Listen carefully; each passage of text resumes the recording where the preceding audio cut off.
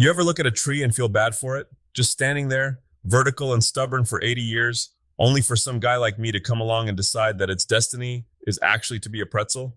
Every time I walk into your shop and smell that wet dog scent of steaming lumber, I assume you're having another one of your negotiations with nature.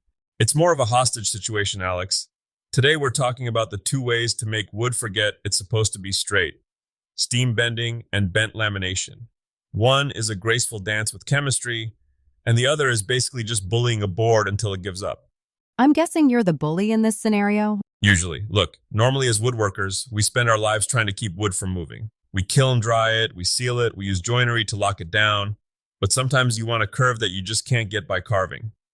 If you cut a deep curve out of a flat board, you end up with short grain, where the fibers run off the edge, and the whole thing has the structural integrity of a stale cracker. Right. So instead of cutting across the grain, you're forcing the grain to follow the shape. But for someone sitting at home wondering which path to take, when do I break out the steamer and when do I start slicing things into thin ribbons? Steam bending is the romantic choice. It's what shipbuilders and Windsor chairmakers do. You're essentially using heat to soften the lignin. That's the organic glue that holds wood fibers together. When it gets hot enough, those fibers can slide past each other. It sounds very zen until you realize you're working with boiling water and wood that's basically a ticking clock once you pull it out of the box. Oh, the clock is loud, Alex. It's screaming.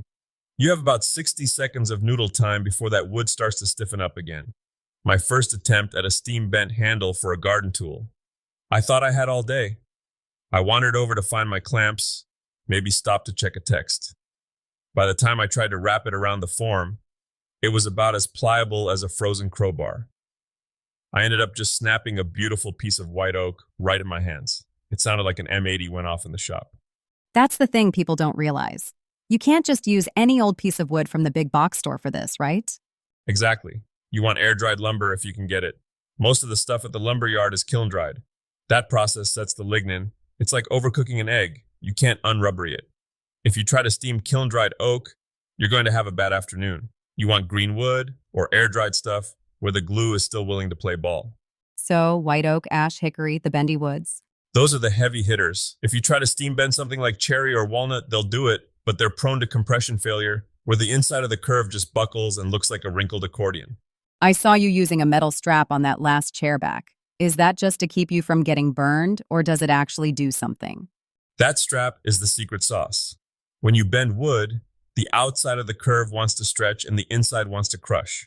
Wood is terrible at stretching. It'll just splinter. The metal strap stays tight against the outside and forces all that movement to happen as compression on the inside. It's like putting the wood in a corset so it can't fly apart. Okay, so steam bending is high drama, time sensitive, and species dependent. Let's talk about the more predictable cousin, bent lamination. To me, this always looked like a lot of work just to make a plywood sandwich. It is a sandwich, but it's a gourmet one. This is what you do when you need absolute precision. If I'm making a pair of rockers for a chair, I need them to be identical. If I steam bend them, they might spring back differently depending on the moisture in the air or how long they sat in the box. Spring back? That's the wood trying to reclaim its former life as a straight board? Precisely. But with bent lamination, you take a thick board and resaw it into thin strips, maybe an eighth or 3/16 of an inch thick. You slather them in glue, stack them back up, and clamp them into a form. Once that glue dries, those layers are locked in an eternal struggle. They literally can't move back because the glue line is rigid.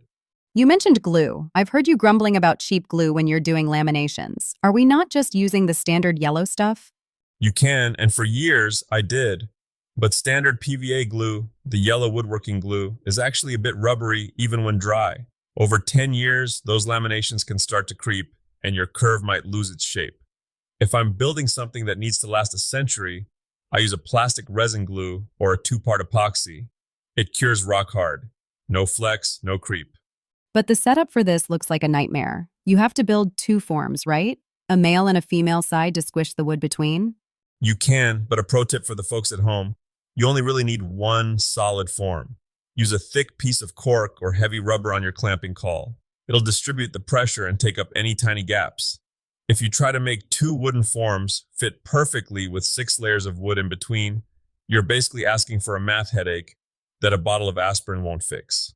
I've seen your math headaches. They usually involve a lot of pencil marks on the floor and some very creative cursing. Hey, layout is half the battle. When you're building your forms for lamination, you have to account for the thickness of the strips. If my form is a 10-inch radius and my wood stack is an inch thick, the outside form needs to be an 11-inch radius. If you forget that, you'll have gaps in the middle of your sandwich, and that's where the project goes to die. So give it to me straight. If I'm a beginner wanting to add some curves to my furniture, where do I start? Which one is less likely to make me want to sell all my tools on Craigslist? Bent lamination is the safer bet. It's chemistry over feel. If your strips are thin enough and your glue is wet, it's gonna work. You can do it with any wood in your shop. You want a Purple Heart curve? Laminate it. You want a curve made of 3 different species?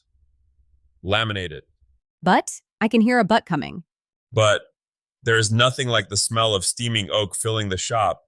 There's no feeling like pulling a hot, limp piece of wood out of a box and realizing you have the power to mold it like clay. Steam bending feels like you're collaborating with the tree. Lamination feels like you're conquering it. That's surprisingly poetic for a guy who just compared woodworking to a hostage situation. We all have our moods, Alex. Sometimes you want the precision of a scalpel, and sometimes you want the chaos of a sledgehammer. What's the biggest retail price lesson you've learned from these two? The one mistake you'll never make again.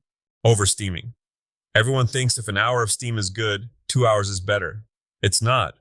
If you steam wood too long, you cook the fibers until they're brittle.